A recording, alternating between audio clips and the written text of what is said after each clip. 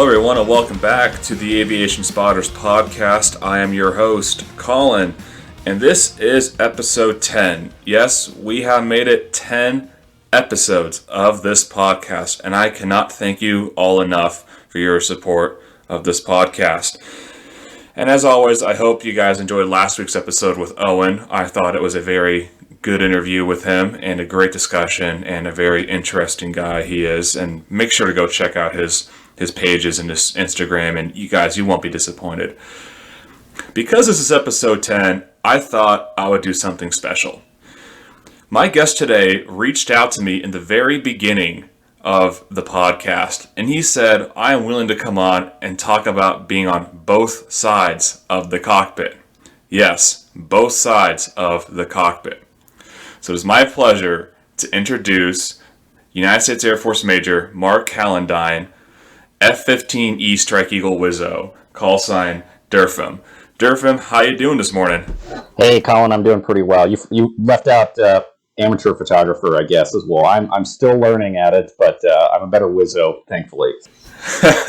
Well, I've seen some of your photos that you sent me, and they don't look amateurish. They look absolutely professional, and man, I can't thank you enough for agreeing to come on and doing this and just reaching out to me at the very beginning. That really did mean a lot. Yeah, I'm really excited. So it's been good to listen to the podcast, and it's really cool to get the perspective from, I guess, the spotters. And we kind of look sometimes and see what's out there in terms of photos and everything, and it's been really cool for the community. Also talk to some different air crew and everything like that, and just learn a little bit about that. So I know we've always enjoyed some of the shots that you have of us. Yeah, it was really awesome when you guys came home from your recent deployment. I was sitting outside the base, and I had my American flag out there, and I remember I got a wave from a Wizzo, and then I realized that was you actually that gave me the wave, which is always pretty cool. Yeah, and we stopped through Lakenheath on the way back as well, and there's a really cool community at Lakenheath. I saw a lot of photos. I ended up becoming good friends with one of the spotters out there as well, just through the course of Instagram and social media. So it's really neat to see those perspectives as well. Yeah, absolutely, and it's always great where we're all able to interact with each other. And my main thing is when I go out to the base to take photos of you guys is, get you guys those photos so, you guys will have them and show your family and your kids and, later down the road and have them for your grandkids or whatnot to see. And, I really do enjoy doing that for you guys so much. Well, anyway, man, let's get started. So let's start out getting to know you a little bit. So where you're from, and let's just talk about the photography stuff. So how did you get into photography? Oh, okay. So first of all, I've always been in photography, and I guess I have to give the standard caveat that these are all Der-fum Mark's opinions here today. But just in case I say something off script, anyways, all my opinions on this today here. But getting into photography, I have always kind of been interested in photography. Back in high school, I had a Sony Cybershot, which it sounds like a lot of people when, listening to your other guests, it's just started out with a little, $100 point and shoot camera, and then just kind of evolved as it went on there. I was always taking photos, all the different sports events, things like that. And then after I graduated school, I ended up getting my first DSLR, which was this Sony Alpha 77. And I had that for about 10 years up until I just replaced it with a camera I have now. And I didn't, I took photos going on trips and traveling, and I took some photos on my first deployment, but I really didn't get into it until the last, essentially year or so. So that's kind of my background with the photography side. From an aviation side, when I was growing up, I traveled a bunch as a kid, so I was always in commercial airports and loved airplanes and didn't really think about it as a career, but those have always been kind of background interest to me that it's kind of fun. It's very fun now to, very fun now to be melding those interests together. Yeah, absolutely. And it's always cool to have two major hobbies intertwined with each other, with your love for aviation, your love for photography. So going back to your camera real fast, so the A7, that's a mirrorless camera, right? It is. I was deployed in October and then got back this summer with all the COVID things. You and I have talked about that, but Partially through there, I decided, hey, I've got some extra spending money, and I got this Sony A7R4, which is their mirrorless. So a lot of people I know, they're Canon, Nikon, but for some reason, again, brand loyalty or something, I had a Sony CyberShot and just kept going with it. And the mounts changed, so it kind of changed what lenses I had, but I just went for it right off the bat. And I know that's it's very much a treat. I don't have a lot of expensive things, but I just went for it with the camera, and I don't regret it because of how versatile it's been in terms of at least taking photos from a flying perspective, where it's made a huge difference for that. But the mirrorless has been really nice. I'm not a full expert on it, but the stability of it and its ability to shoot pretty quickly has been great. And it's also like 61 megapixels, which is ridiculous. It is so hard to edit photos because it just crushes the computer I have for it. So the editing process is not very fun, but the ability to save a lot of images that otherwise I wouldn't be able to recover has been great from like a crop factor. Yeah, absolutely. 62 megapixels. That is insane. I didn't realize that the resolution of that camera was so high. There was a couple times I'm taking photos, and the other jet might be a couple thousand feet away, and I'm just able to look at these details, what someone has on, or something about them, or on the panels of the jet themselves. It's pretty ridiculous. You can actually, I don't know how to do it, but you can stitch things together to make a 200 megapixel photo if you're at the Grand Canyon or something, but it is it's a lot. And again, it's been able to save a lot of images based on range, essentially, for me. That's super cool that you're able to do that sort of stuff. And, going back to like when you kind of splurge on your camera, it's like one of those things where you're going to get so much use out of it, and it will just repay itself eventually, the amount of times you've used it and this all that stuff. I know for me, when I got my new setup, I use that thing every single day. It's always with me, and it's just like one of those things where you want to invest some money in, so you get some epic shots like yours and all that. I think part of it is just with the iPhones coming out, and I had that old Sony DSLR for a long time, and I would just be dragging it around, on hiking trips, at tourist spots, and I just never pulled it out of the bag. And I was always just taking photos of my iPhone, and it just I started to use it less and less. But now that I have this camera here, just based on what I can get out of it, I do, I keep it in the trunk of the car, I bring it out. You never know when there's going to be an occasion for something. Especially out here, it's nice. You and I are both in Idaho, so very beautiful state, a lot of things to do. It's been great for that aspect.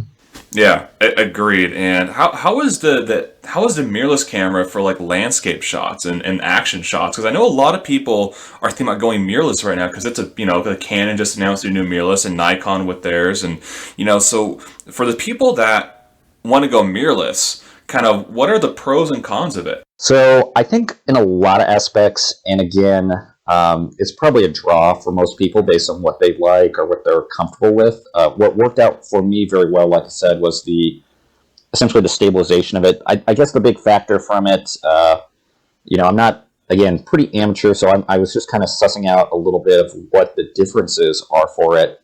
And obviously, without that mirror, the camera is much smaller, which is very nice for me taking it around, which has been good. Whether it's packing it, in a helmet bag or just going on a hike or something, that the power for the size factor is pretty good.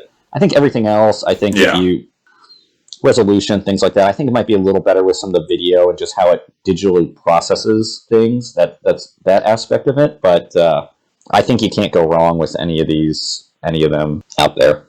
Yeah, my dad was going mirrorless and all that, and Canon has a mirrorless lens, a 100 to 500 f-stop. It's like a 7.1 f-stop, but still I kind of wish they would scale that down to the EF mount, but hey, beggars can't be choosers at this point. So also, now with your other side, also became a weapons system officer. So how did you become a Wizzo then? What's the story behind that? So a lot of people I think you'll talk to, and a lot of the guys and gals that are out there and they tell their story, they have always wanted to do that since they might have been 6 years old. And that's not my story, Mm-hmm. and I do like that aspect of it because, I kind of fell into it and I grew to love it. So I always loved aviation, but I never thought I would work in it. I went to school in DC, and I was expecting to get into politics or international relations. My sophomore year, I did ROTC at Detachment 130 at Howard, which was a crosstown school, the host unit for where I went at American. So all the DC schools went there, and it's an HBCU, old university. It was a really cool experience. So sophomore year, I just gave it a try, and I knew that I could walk away if I didn't want to. I did enjoy it. I thought I was just going to be an intel officer or something for 4 years, and then get into, maybe State Department or something like that. But come senior year, they offered aviation slots, and I basically wasn't thinking about it, and I just kind of said yes to it. And part of my logic to it was that flying for the Air Force might be one of those only windows or opportunities that comes up at this point. Like if I wanted to be a lawyer, doctor, whatever, you could always do that later in life. This has a very finite window, so I just kind of said yes to that option. And that's how I started out with that.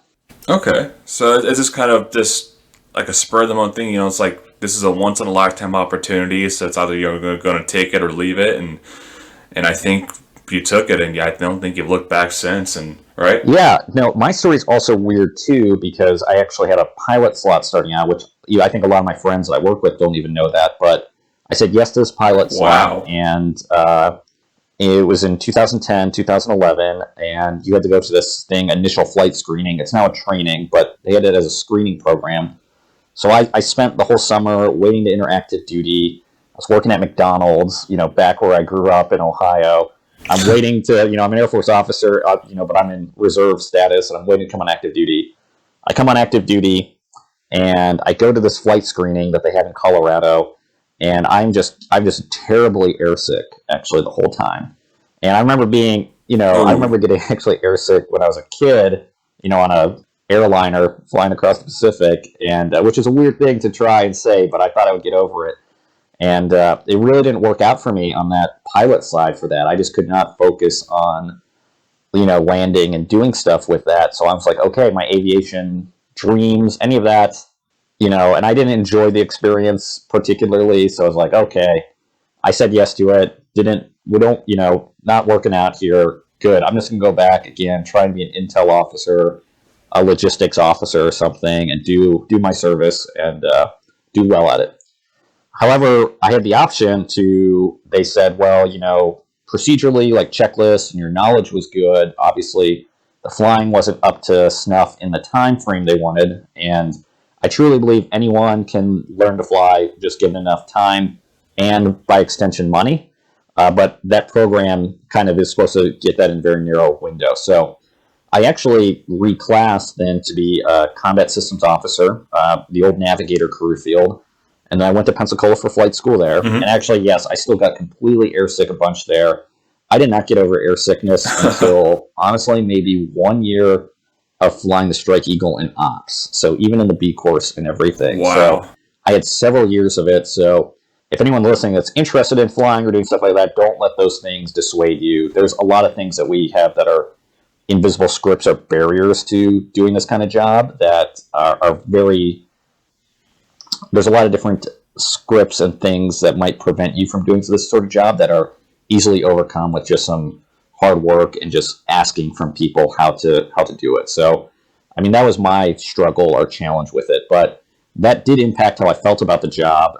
But now that I've been doing it, I've been in operational squadron for nearly 7 years now. I really love it, and I'm really passionate about it. And to be an instructor and to have 2 deployments and go out there every day, it is fun. It's sometimes you forget that when you're in the day-to-day grind, but some of the conversations we have, you forget how fun and cool it can be and how rewarding it can be.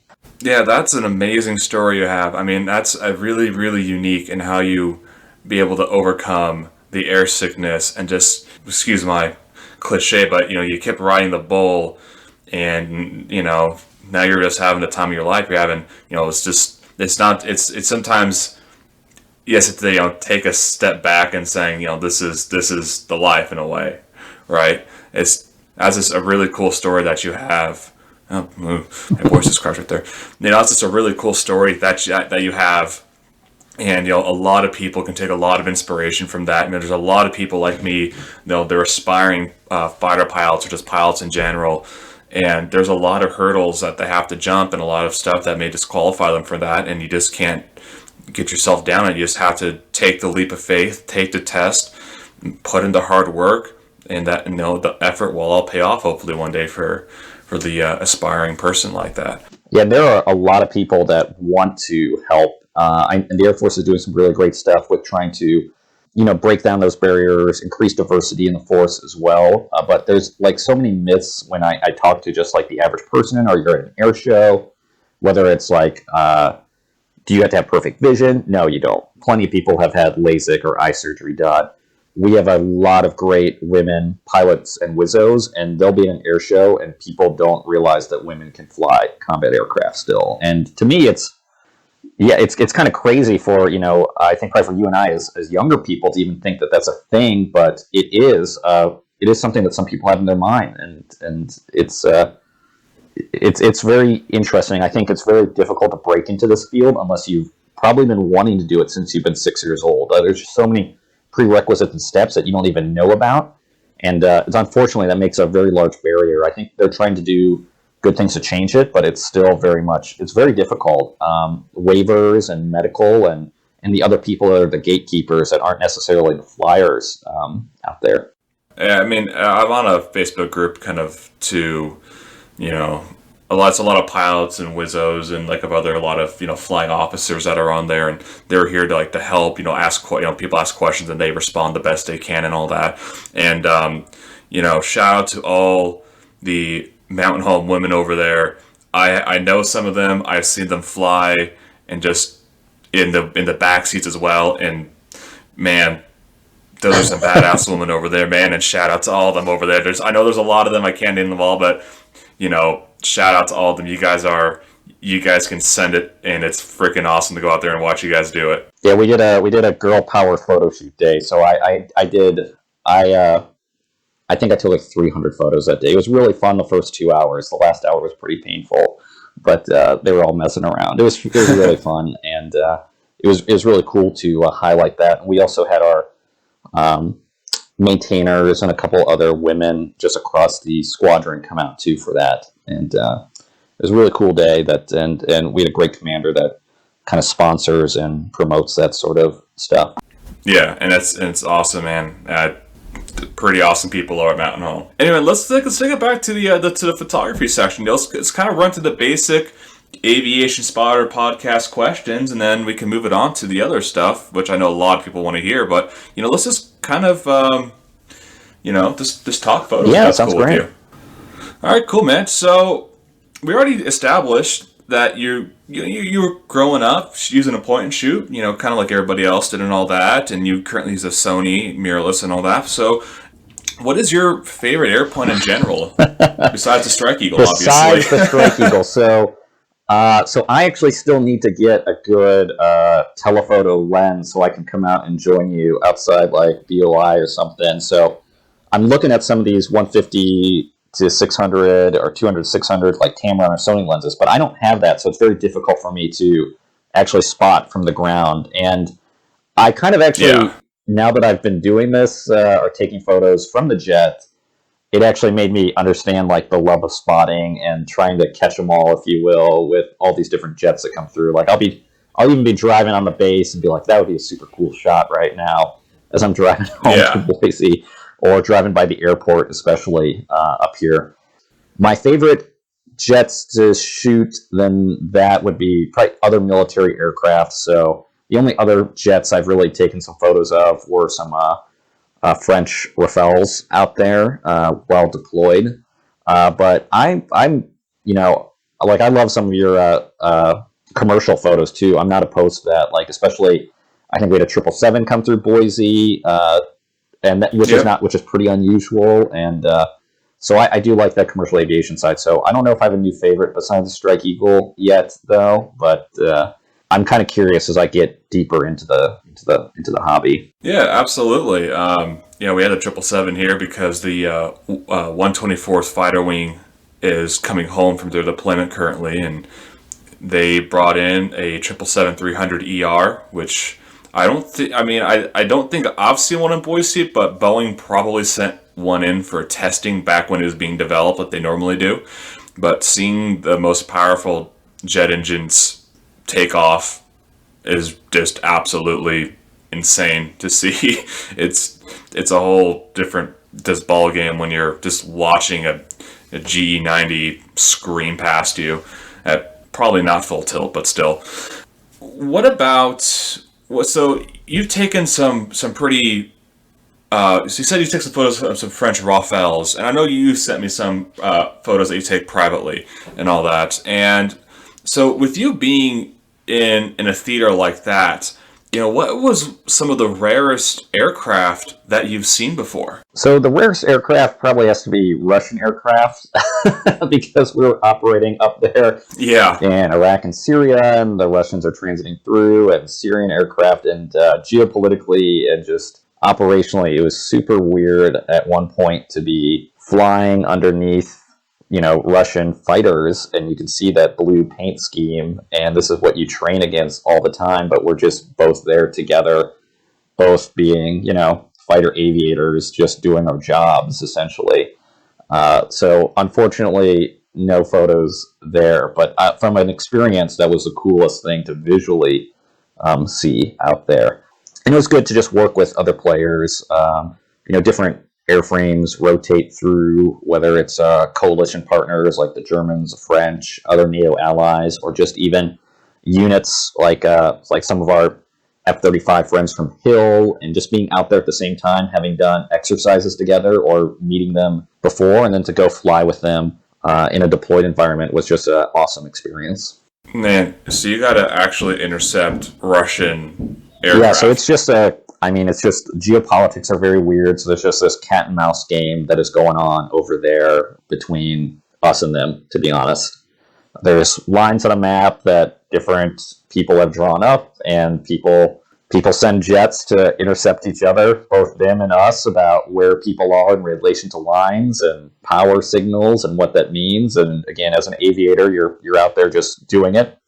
I study international relations, so it's very interesting to me from that perspective to think about that strategically and to academically write on that, and then be out there as like the operator flying in it. But there's different areas, or a lot of it when we did our most recent deployment was protecting U.S. bases or forces throughout the region. And if you get too close, we're going to come say hi to you. And again, if they felt we got too close to their line, they were going to come say hi to us. Yeah, I actually, people don't know this about me, but I actually got a degree in international relations as well, so we could probably hold another discussion on geopolitical situations right now, but this is the Aviation Spotters podcast, not the geopolitical podcast, so we'll save that one for another day. So the airspace is just so packed over that theater, I guess, and just a lot of deconfliction has to happen to make sure something doesn't happen with coalition or other aircraft in the airspace. Right? Yeah, and I have done some stints at air operations centers, and those headquarter units are the ones that the American general, the coalition general, they're talking to the Russian generals, and they're having diplomatic agreements and pacts about how that goes, and then of course, like anything else, people get concerned that the other person is violating the agreement or the intent or the spirit of it. And it was just I can't even speak to, the things change so rapidly, especially in the Central Command, CENTCOM area, the Middle East, that even just getting home a couple months ago, whatever is going on there now, I would probably not be able to speak to it because it's just such a rapidly changing environment. And we saw that quite a bit from when we were out there, from kind of October to June, whether it's withdrawals from Syria. So there's areas we'd fly that, we would no longer go anymore just based on the political side, to the different threat environments, the Iran stuff that happened. All of those things really just impacted your day-to-day. So when people talk about I'm going to go on a deployment, you never know what you're going to get out of that experience for a lot of the young air crew that's going to go out there, or even the old guys too. It's a lot of being prepared for everything.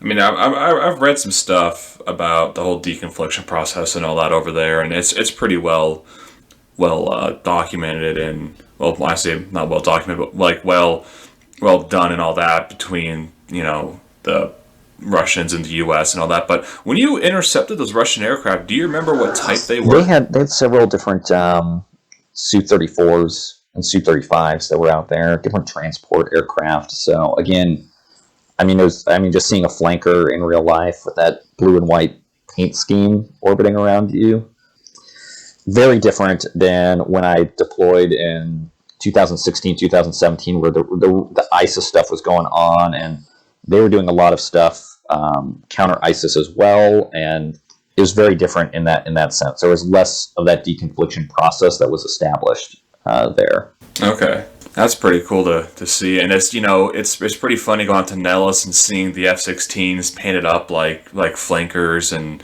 fulcrums and stuff like that, and I bet it's a little bit different when you see the real deal for the first time. I think so. It's part of it is like you don't think anything will happen because the politics of the situation were both just there, but you can't not discount that possibility that today's the day.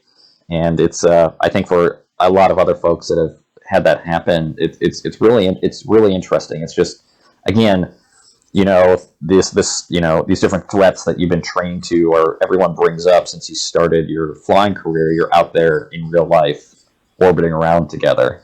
It's very surreal is honestly the best word to use for it. Yeah, I agree with you on that. That's, I mean, if I already see something Russian here for the first time, I've only seen it in photos and all that, and just somehow lands at Boise or even Mountain Home for that matter for some reason, I'll just kind of sit there for a second, I'm going like, holy crap, this just happened, But well, I think that's a good lead-in to some of the next questions. You already kind of told us a story about, you intercepting Russian stuff. So let's kind of move it on to, I think, the part where kind of everybody wants to talk about. So the photos from the cockpit. So look, let's just kind of get a background is, so people that don't know what a weapons system officer or WISO is, so can you just let's give a brief explanation of what a WISO is and kind of job duties of a WISO. So if you think about fighters, we don't really have many two-place jets. So our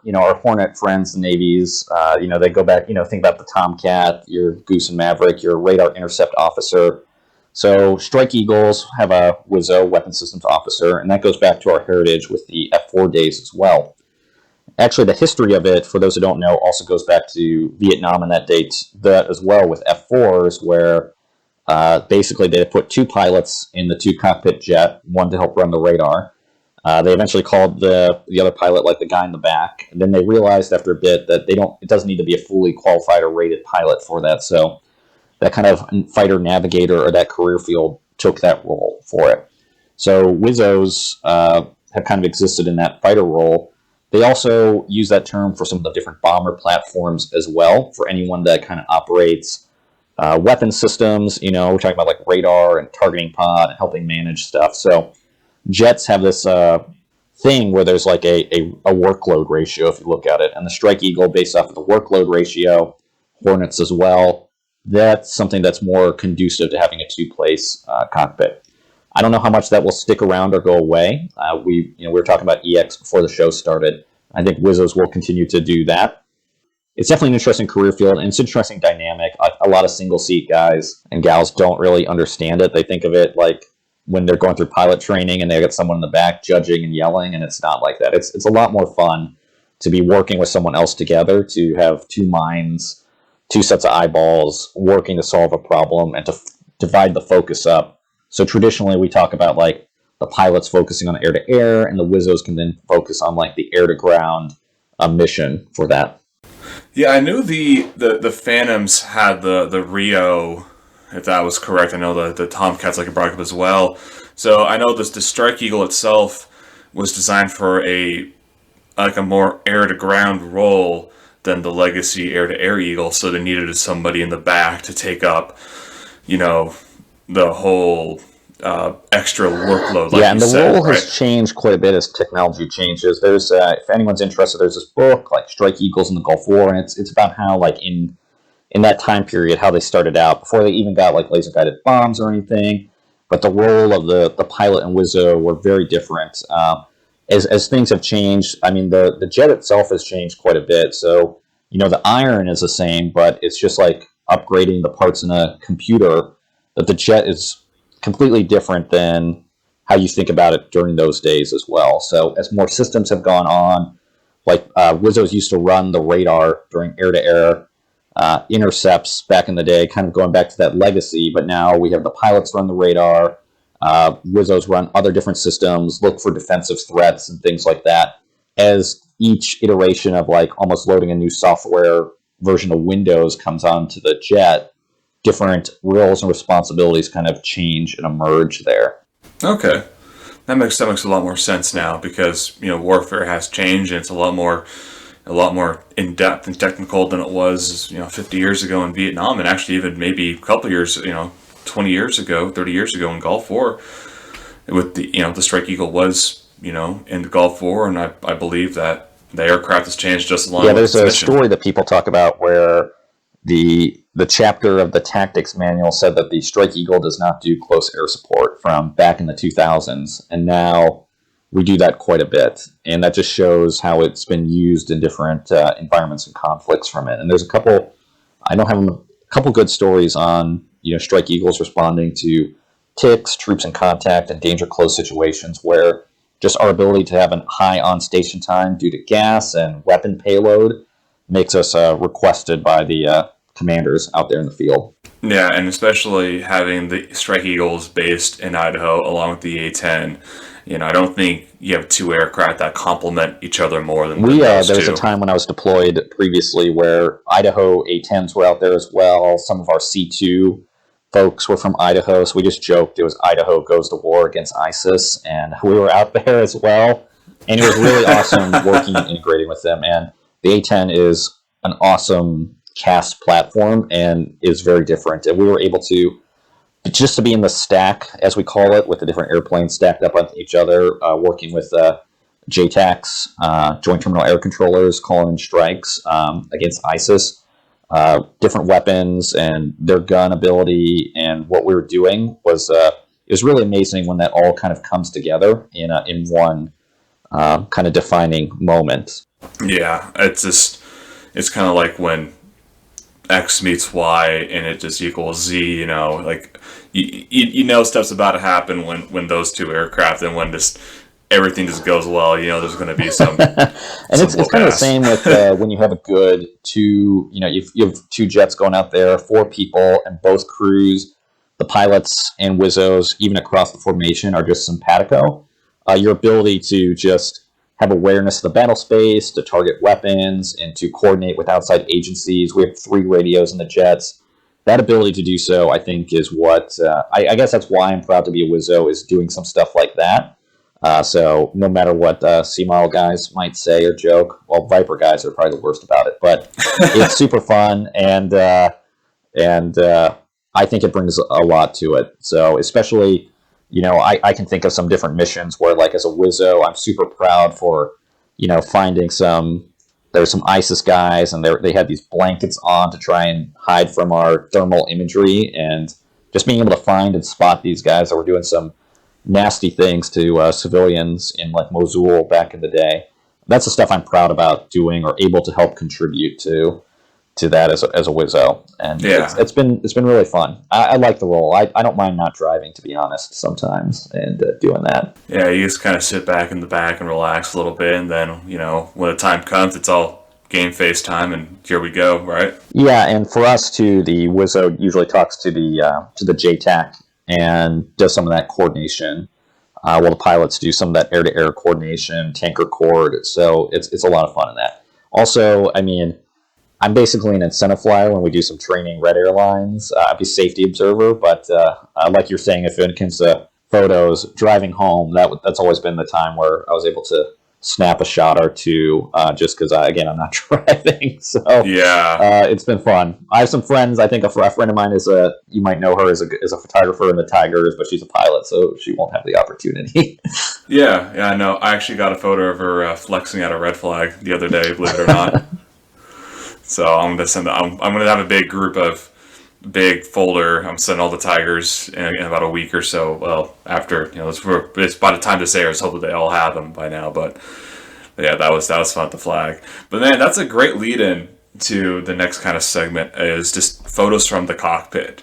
How do you do you have to have permission to take photos from the cockpit? I know there's a lot of sensitive stuff on there that we're not obviously going to get into in this, but for you, not just being able to take them from the cockpit, how is it? Do you have to deal with turbulence, like dirty air and all this other stuff, and even with the canopy too? How does that all work? So on the first portion is you don't there's social media stuff like that. So you don't see a lot of pictures from the cockpits because we are rightfully pretty strict about that sort of thing. And so that I had a really supportive commander, and we were able to get these for essentially taking a deployment, historical videos, and photography for that. So I got to sit down and edit a bunch of photos and put together a nice, cool video for our party, our welcome home party once COVID ends. So maybe next year, I don't know. So I've got a lot of editing in my future, but I got memos and the paperwork signed to do that, and it was really awesome that again someone was supportive to do that, and the end result has been nice too. We actually have some of these photos up in our building as well, so that was really nice to get some of my photos blown up on canvas, and that's where that resolution came in well. So they're kind of decorating the halls of our renovated building, our squadron. Okay. That's pretty cool. Yeah, if you guys ever need photos, I'm more than happy to pitch in with that also. It'll be the BOI spotter gallery wing of the building. We can put that up. Man, hopefully I can get you guys low level too, man. You guys need some low level shots, and I'm all to help about the low level stuff, but. I saw some great photos of the Tigers on the famous VR 1355 route that I saw some spotter take. That was really beautiful shots. And I know that's where they did the Top Gun 2 filming, was on that. We were actually flying that day, and they were, the chase jets were out, but someone pulled some strings. They wouldn't let us fly the low level because they're doing filming. I know exactly who you're talking about. Yes. I know exactly what you're talking about. I actually had a beer with him after his Feeney flight last year. So, okay. Yep. Yeah. Yep. I know. I heard that story, and just watch closely, people, during that scene. You might see 3 Strike Eagles fly through it. From but the Dave jet, Honan. Dave Honan. Sorry to interrupt, but. Dave Honan, that's the guy that takes all those photos up there on a 1355 up near Rimrock Lake. Shout out Dave Honan. Go check him out. Find him. Trust me, he's a great guy. He's one of my good friends. You won't be disappointed if you find him. Hopefully, I'll be able to get him here on the podcast very, very soon. Anyway, sorry to interrupt, Mark. Oh, no, yeah. Dave's photos of the jets and Hornets going to the lake are just beautiful, beautiful shots. So, I think that's who it is. I do follow him on Instagram for that. In the jet it is difficult. I actually did a flight in 2016 or so, and there was an aviation photographer. His name is Jim Hazeltine. He came out and he did the photos for the wing. So we got all the different jets, flagship jets out there, a tanker. We flew up to Stanley, and Jim had his set up, and I think that's what kind of planted in my brain the idea to take more photos while flying. So it was amazing to watch him, because you don't see a lot of advice for that online if you're just looking for some of that photography expertise. And he had lens hoods, everything like that, but I found that, the glare has always been the biggest issue. Again, I'm not driving, so I'm just in the back seat. I got my body twisted. I got my harness on. I got a helmet. I'm putting my visor up so I can look through the viewfinder, and it's super bright out up there. I got the lens as close as I can to the canopy to minimize glare, And we are also kind of telling the other jet what to do in terms of their formation position to try and get a good shot. Especially, so I was really happy. We got some retirement flags flown for people, and we got to have pictures of those flags in the jet over the desert, some stuff like that. But that's been a very difficult issue with that. Now, the lens I have when I fly is this Tamron 28-75. So it's not this high-powered lens for it. And that's why being able to crop down was critical to get some of the shots I was able to get from it. And the speed, I think, of the mirrorless as well. I think I took about 3,600 photos over the 6-month period I had the camera there. Wow. And a lot of it is just because there's just so much with flying that little bumps or movement, it was even more important to kind of rapidly take those shots. A lot of times I did shoot on either an auto or aperture mode just to get what I wanted out of it. There's so many different changing conditions with the light and everything. The biggest one I messed up was the ISO setting when there's some photos of us and with some French jets, and it's lucky enough that the timing works out that we are both in the same piece of sky to like go home together. Which I always look at the schedule and see who would be around, and maybe I can get them that day. So it's sunset. It's a beautiful purple sky. They rejoin on us, taking photos of each other, just waving at our other pilots, and we got to meet with them. So that was very cool as well to talk with them and socialize with them. I had such a high setting in there that when I reviewed it, flying back, and I was like, oh, these are real grainy and noisy. Like, these are not. I thought they were going to be special. We had to redo the whole thing, essentially. Like, guys, come back in, take another whole round of photos and everything. So there was a lot of lessons learned. I think I really, just the amount I learned just from taking that many photos was, it goes to the adage about just practicing and just shooting. And I tried to do that more and more, and I was really pleased with my own progression with that. I can vouch for you on that with the whole graininess and all that, because when I first started shooting, I really didn't understand ISO and stuff like that as well. And it took me a couple times to really understand like the depth of field and the ISO and the graininess and the noise and all that good stuff. And man, one day it just came and bit me really good, because we had it was a German A310 came in during a Mountain Roundup 2013 in the Boise to pick some stuff up, and of course, this blown out and grainy and all that. So I learned my lesson quickly after that. Like I said, I've never seen not playing here ever again. Actually, I've never seen a period anywhere ever again. So it's like that was a once in a lifetime shot, and I blew it. It makes you not make that mistake again, though, because I was so diligent after about that to just try and check that. So I just kept it really low, and I just kind of fixed the exposure essentially in Lightroom, just based off of what I was seeing airborne with that. Just because I knew I just had to have that really crisp resolution for how I knew I had to crop this photo down with some of these jets being a couple thousand feet away and everything. So that, and then there was another time too where I'm just like fumbling between like memory cards getting full and trying to switch to the other memory card in the camera, and we're flying back, and we need to eventually we start doing administrative stuff, and kind of I only did this during like a safe or quiet period to fly, like on the way home, and it's like, well, it's too late. We're gonna hit this point, and then I need to focus on my primary duties and get back at it. So I'm just rushing. I'm like, we got 1 minute till we get to this point here before I need to start getting the ILS and the nav aids set up to get home. A couple moments like that were kind of fun in retrospect as a photographer. Yeah, it just takes those couple minutes to make a photo that's going to last a lifetime.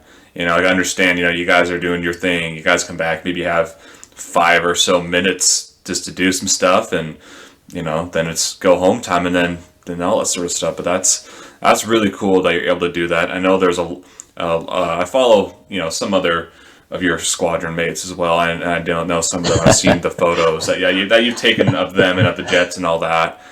And man, dude, they are absolutely stunning and amazing. And I every time you post, I'm like, This is awesome. This is epic. Just because, you have such a unique advantage over, I'm going to say advantage, that's kind of the wrong word, but I mean, you have a unique opportunity. Yeah. Yeah, vantage point, exactly. Yeah. Being in the cockpit, shooting one of the most badass fighters ever built, and other aircraft too, for that matter, from the cockpit, in a setting that the normal person would ever see them.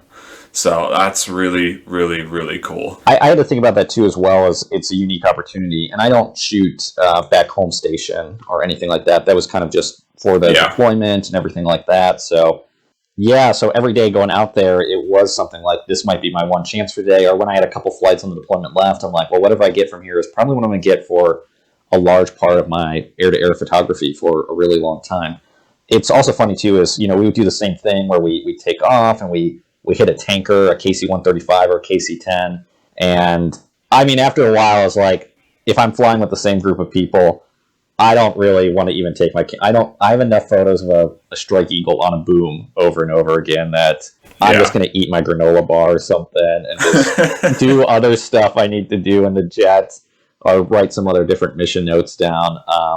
It was always really cool if there's like a different, I always had it with me just in case. So if there's just a geographic area that'd be interesting, whether it's some of the lakes out there, the mountains in the northern part of Iraq, or just the desert of Syria.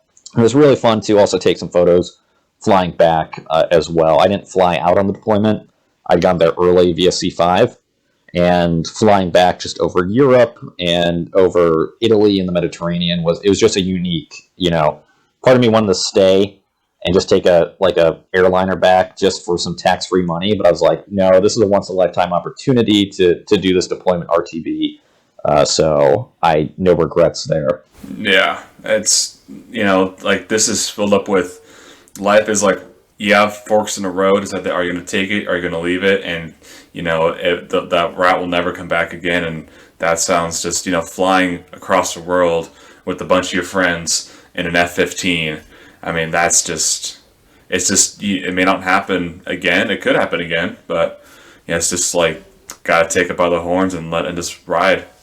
That's awesome. It makes, our discussions though, like, before the show started, we're talking, I have a 4 a.m. wake up to go fly tomorrow. I'm kind of grumpy about it, but again, talking to spotters, it does remind you again, how privileged a lot of us are and how cool it is. And you forget that when you're just in this grind of work and the study and prep. And it's a lot of hard work for that, but that's why at least it actually kind of reinvigorated my passion or love for flying a little more to then have that perspective. Yeah, absolutely, man. So real quick, do you have any photography stories that you're willing to share with the listeners? Oh, I think from a photography story, I think I told most of them in terms of the just struggling with things there. I'm not really, I guess I'm not really sure which one I should. Photography stories, I don't have as much photography stories. Okay, actually. Or any stories in general. Sure. So one good photography opportunity I had was actually home station flying a couple years ago. And Colin, are you familiar with the Bay Tour in San Fran? Yeah. Yeah, so for those that don't, there's this VFR route or ability where you can go into San Francisco Bay and you just go around the bay and you're around the Class Bravo airspace there. So a couple Strike Eagles, we're doing a cross country, we're doing all sorts of training where we flew to Portland, we flew down to San Diego, El Centro. It was fun to taxi by the Blue Angels and they're waving at you when they're out there training. And then we popped up to Moffett Field, and on the way home from Moffett Field, we did the Bay Tour, and it was a beautiful morning, and so I did get these photos over the Golden Gate Bridge, and I really enjoyed those. Those were from my old camera, so the resolution is not as great, but it still worked out for a 24x36 to put up in the squadron. That's super, super, super cool. You got F-15s over the Bay, over one of the most iconic American landmarks. That's pretty cool, man. I'm jealous. I'm pretty jealous of that. I really wish I had a camera when we were flying over New York City for just VIP protection, and just flying over up and down the Long Island coast and seeing One World Trade Center and Central Park and putting your targeting pod on Yankee Stadium. That was a really cool American go USA thing to do. So there's always been a couple little trips that we've gone on just throughout the years that besides deployments, just around the country, the Air Force has taken me a lot of places around the country that I would not have gone otherwise. And again, it's also kind of surreal as well to be doing that. That's pretty cool, man. Well, let's start wrapping her up, man. Do you have any tips or words of encouragement for the listener out there? I mean, I think the biggest lesson I took, and everyone says, and it's very true, is just to continue to take and shoot. I've also had some photos that, as I got home, especially from flying, that giving it a good attention and kind of taking your eye to it, I was able to save quite a few in editing based on some of the lighting issues that I had from it. So I would say, again, look at everything. Again, go back to look at your work with the critical eye and don't get too bummed on it. I would get bummed a little, sometimes where if I made those mistakes with the ISO setting or anything like that, and I'm like, I missed this opportunity, and just think of it as an improvement to learn from that. From the other side, I think if you're interested in aviation or whatever you're interested in, there's a lot of barriers that are not as surmountable, just like we talked to, and people are more than willing, and they would like to help people find that path. Yeah, I don't know. That's all I got right now. No, that's anything helps, and I think we talked about it earlier in the show. I think that's a pretty encouraging discussion we had earlier on. But anyway, man, Der-fum, thank you so much for coming on the show. I really do appreciate you reaching out to me early on, and just all the time has passed as well. Hopefully you are able to get a telephoto lens, because I would love to take you out to my spots of Mountain Home so you can see how I see you guys from my perspective out there. And hopefully one day in a couple of years, I might get to see my spot from your perspective if I get some slots that I'm hoping to get. So, but anyway, guys, this is the part of the show where I always say, if you know somebody who you think should come on and talk aviation with me on the show, send me an email to avspotterspodcast@gmail.com. Any questions for the show or comments, send them there as well. You can always shoot me a DM on Twitter, on Instagram @BOISpotter. And Mark, speaking of Instagram and Twitter, if you want, where can people find your work? So I don't have a photography page or anything. I just keep I have just a profile, my own personal profile, kind of my own hidden gem. You can follow me, reach out to me if you have a question at American Flyer, but it's not all jet photos. You might see a photo of like a cat or my friends hanging out, but I do share usually some Strike Eagle Saturday pics there, and a lot of photos of the ladies for Women Crush Wednesday. So you'll see photos from that from time to time, but I'm more than happy to offer advice and essentially encouragement to anyone that's interested in the career path. If they want to, they can feel free to hit me up. Awesome, guys, and seriously, take him up on that. He is a wealth of information, and if you have any questions about joining the armed forces as a pilot or going that way, there's a Facebook group called Make Them Tell You No. Go check it out. There's a lot of people on there that want to help you out. They have helped me out so far in my path to do this. Der-fum is here to help you out as well, so send him a message as well if it interests you and all that, about that sort of stuff.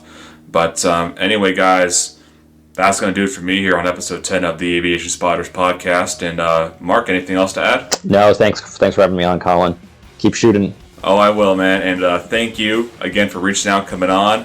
And as I always say, guys, keep those batteries charged and those cameras ready, and we'll catch you next time here on the Aviation Spotters podcast.